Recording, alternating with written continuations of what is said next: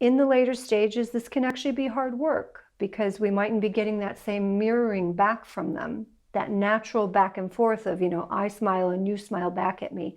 That mightn't be as present. Just be mindful of this though, because they're still benefiting from these in you. So what about reminiscing though with someone who's affected by Alzheimer's or some form of dementia? Now, we know that it's actually really valuable for someone experiencing cognitive decline, and it can offer a lot of pleasure and comfort, which can actually offset some of the difficult symptoms that a person might be experiencing. It can also stimulate memory function. Now, something which is important for us to probably consider, though, is that it's good for the reminiscence work to be attuned to the level of cognitive impairment that our loved one might be experiencing. So, for example, in the beginning stages of a diagnosis like Alzheimer's, the impact of cognitive impairment can be much like the general impact that we might all experience with aging. This is often referred to as subjective cognitive impairment. So, as we're aging, usually we'll all become aware ourselves that we're experiencing some effects with our memory, right? But it's not really affecting our general functioning. So this is kind of, we're walking into rooms and we forget why we walked into the room. What was I doing in here, You might forget something in your calendar or forget a name, this kind of thing. That's all a normal part of the aging process, right? And we can usually find ways to deal with it. And in the beginning stages of a diagnosis like Alzheimer's, there can be things like this. They can kind of look somewhat similar, right? This can go on for anywhere up to 15 years. So the point is that reminiscence work in this phase can be much like it would be with anyone, much like what we've sort of just done.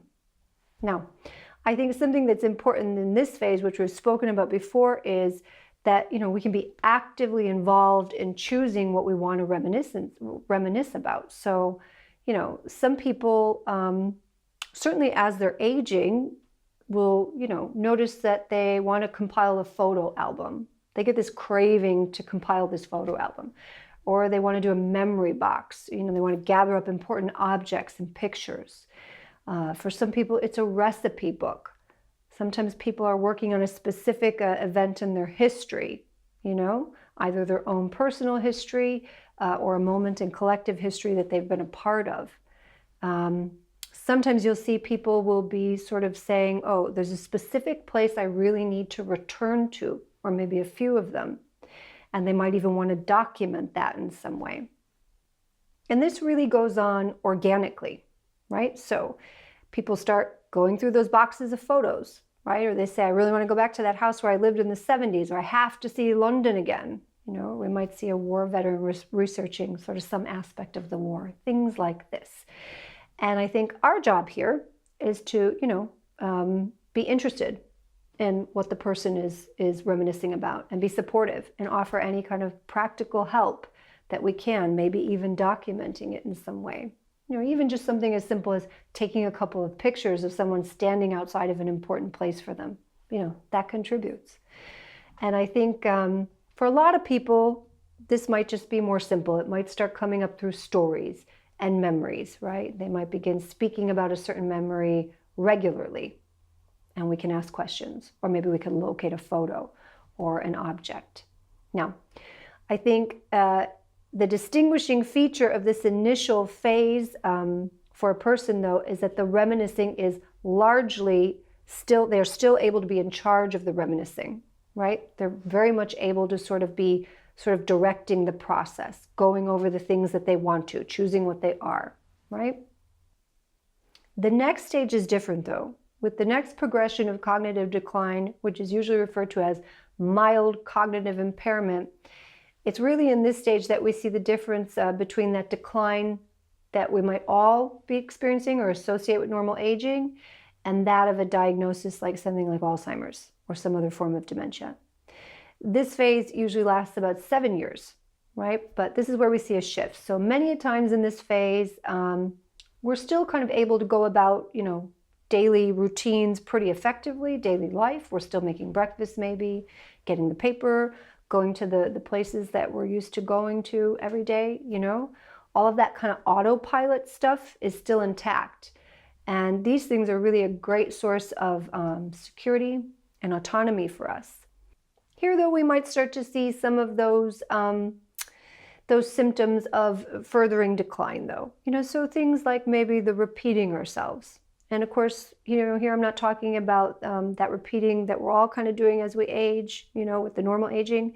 I forgot that I maybe told you that last week. I forgot I didn't tell you about that appointment, or I'm telling you this again and I realize I already told you this. We're all doing a bit of that.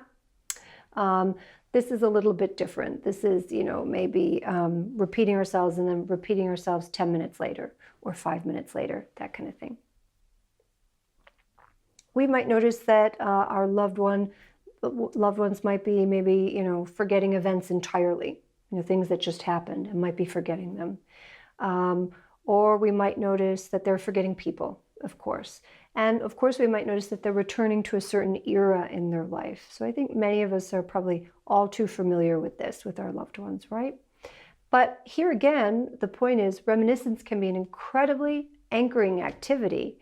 And, we may see someone naturally returning again and again to certain topics or moments or memories. And I think that, one thing we're definitely told is to go with this a bit, right? That can be really helpful.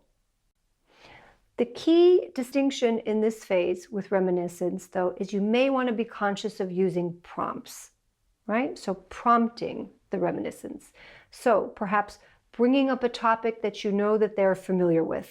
Something as simple as, how is so-and-so's family doing, right? Using an object or a photo and asking questions about it, right? Using familiar music or familiar television in the background and talking about that or just enjoying it. Maybe deliberately going somewhere or engaging in some hobby that you know they still enjoy. I knew one man whose father every Sunday used to go to church, have breakfast at the same place, and then he always went to the hardware store, and then he would go and visit his daughter. That was his Sunday routine. And the son kind of continued to do this with him on every Sunday. So this was familiar. And they usually spoke about the exact same things in the car on the way. And this is kind of its own form of reminiscence, actually, right? Now, if we're reminiscing with someone we don't maybe know as well, right? Maybe in a professional setting or just an everyday setting, we can do things like the have you ever exercise. So this is where you identify common things that maybe we've all done in the past or that are common to the past, and you ask someone questions about it. So you might say, John, have you ever taken a trip outside of Massachusetts? Where'd you go? And we see, where that kind of takes us. Or maybe we know something specific about the person, we might say, Jerry, have you ever been in a bad storm? How'd you weather the storm? Maybe we know that Jerry has some memories about that and he enjoys going over that, right? So obviously, the more information that we have about someone, the better. We can kind of tailor those questions and those prompts. Now, one thing for us to tune into with this, have you ever, is if you think about it, if you start thinking about it, you say to somebody, have you ever weathered a storm? You'll notice yourself kind of thinking back, maybe 10 or 15 years ago, a storm that you weathered, right? And try to tune into that and actually how grounding it is to remember something and to go back over it for a minute and to think about the details. Because that's actually how the right question or the right prompt feels for this person. Right? It feels good, it feels grounding. Now, approaching the end of this stage, we might start to notice that language and memory may be increasingly affected, right? And we can start to maybe attune the reminiscence to a little more doing rather than talking, if this is the case. So more practical efforts, really. So rather than maybe things that tax a person verbally or psychologically, we just do things together. So in the case of that man and his son, that Sunday routine that the son had with the father may start getting a little shorter. Maybe it'll just be church and lunch. Maybe there'll be less communicating in the car. And maybe in the car, the son can just play some familiar music in the background, right? You see how it can be kind of tweaked just changed a little bit. Now, I think the other thing to think about too is if there are any other physical illnesses that come on board that might need to be attuned to as well. The key here really is that the tasks or the activities or the doing are familiar and that the individual can still engage with ease, right? So you can kind of support them in it, but they can engage with ease. It's pleasurable for them. Now, we call these failure-free activities. So that's really your barometer here, things that don't overtax, things that don't frustrate, things that don't necessarily require new learning, things that can be done and that they can engage with successfully and which bring a sense of comfort or pleasure. So, for example, other examples of this, like things like watching sports that they're familiar with. That's failure-free and it's pleasurable. Watching dogs in the park.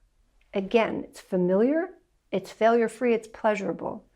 If something like baking is still familiar, that's great, and you can sort of maybe support them in that. If it's still failure-free and pleasurable, perfect. But let's take that for example. If baking were to gradually start to become a little bit frustrating or confusing or unsettling, then it's time to find a new activity. Okay, and we'll pick this up by the expression on their face, or their difficulty with performing the steps, or sometimes we might notice a kind of anxiety or maybe even a wringing of the hands, that kind of thing, and then we'll know that the decline is kind of progressing a bit. Now that latter phase of the cognitive decline is usually officially then dementia, right? And this is where we may begin to lose the ability to engage with some of those routine tasks, right, that we're used to engaging with. Memory, of course, will be very much affected, and language ability will be very affected. So really, at this stage, the reminiscence activities now need to become very gentle. Simple, sometimes nonverbal, and tactile activities are best in this phase. The senses become very important here. So things that taste nice, touch that feels good or soothing or interesting, sounds that are calming or familiar or happy, simple familiar visual stimulus in the environment, flowers they like, pictures, furniture that's familiar, and yes, smells. This is one we always forget about, but it's actually one of the most powerful sensory forms of memory.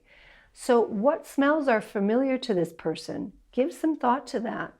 And we're not really necessarily here talking about fancy candles or this kind of thing, Here we can even mean, cleaning products that they've always used, shampoos or toiletries that they've always used, perfume they've always used, cooking smells, a specific bread. For one man, the smells associated with cars and engines and the garage was an important one because he had been a mechanic. So the overall point here, though, in this stage is that reminiscence and remembering will be less of an active cognitive process and more a gentle, environmental, and bodily process. Things we use here are simple. Sometimes the brushing of someone's hair, hand massage or hand holding, gentle grooming, singing, reading to someone, any crafts which are still possible, using warmth items, heat pads, hot water bottles, good for soothing, gentle pressure, tasting foods, petting a dog or a cat, watching or feeding birds, and many others, right? The key here, gentle and sensorily pleasurable, and of course, failure-free. Okay, hopefully we have a sense of how reminiscence remains a valuable resource with Alzheimer's and other forms of dementia. We also have a sense of how to attune to it, into those different stages of cognitive decline. Some general things I think to be conscious of when using reminiscence here are, it's important to remember to go slowly. Don't push activities. An activity which used to be familiar and pleasurable may be beginning to become difficult or unsatisfying, and sometimes maybe even angering or anxiety provoking, and certainly we don't want that. Just try another activity and see what starts to seem right. You can start to use prompts where helpful. It's good to validate the experience of the time or the era in which the person finds themselves in. Okay? Be conscious of your body language, your facial expressions, and use gentle touch. If language is getting harder for someone, simple things like this make an enormous difference. They can be very comforting. I think it's also probably important to note that in the later stages, this can actually be hard work because we mightn't be getting that same mirroring back from them, that natural back and forth of, I smile and you smile back at me. That mightn't be as present. Just be mindful of this though, because they're still benefiting from these in you. You can use background music or sounds. Those can be really good. And remember that even though some people may be struggling with language, they may still be quietly reflecting on the prompts. So quietly reflecting on the music or the photos or the objects. So whether they're responding or not, they're really still benefiting from these. Okay, so lots for us to think about there in terms of reminiscing with our elders affected by Alzheimer's or other forms of dementia. It's a difficult topic for us, I know, but it's also another feature of this human experience and this aging process. And in the words of Mr. Rogers, anything human is mentionable, and anything mentionable is manageable. So the more we talk about the right ways of approaching this and supporting one another and doing it right, I think the more manageable it becomes.